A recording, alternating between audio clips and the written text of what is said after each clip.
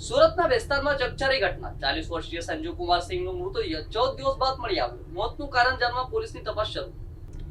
સુરતના ભેસ્તાન વિસ્તારમાંથી ચોંકાવનારો બનાવ સામે આવ્યો છે.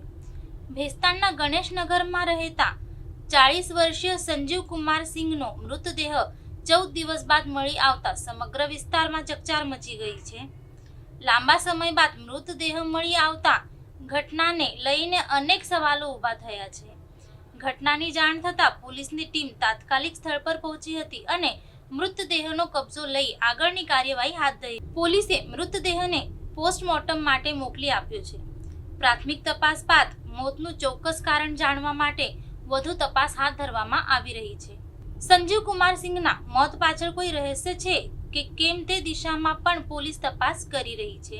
મૃતક કેટલા સમયથી ગુમ હતો અને તેની શોધખોળ દરમિયાન શું કાર્યવાહી કરવામાં આવી હતી તે અંગે પણ તપાસ કરવામાં આવી રહી છે. પોલીસે પરિજનો તથા નજીકના લોકોની પૂછપરછ શરૂ કરી છે. સમગ્ર મામલે આસપાસના વિસ્તારમાં પણ તપાસ હાથ ધરવામાં આવી રહી છે. પોસ્ટમોર્ટમ રિપોર્ટ બાદ મોતનું સાચું કારણ સ્પષ્ટ થવાની શક્યતા છે. હાલ ભેસ્તાન પોલીસ દ્વારા સમગ્ર ઘટનાની ગંભીરતાથી તપાસ કરવામાં આવી રહી છે. ઘટના અંગે વધુ વિગતો તપાસ પૂર્ણ થયા બાદ સામે આવી શકે છે.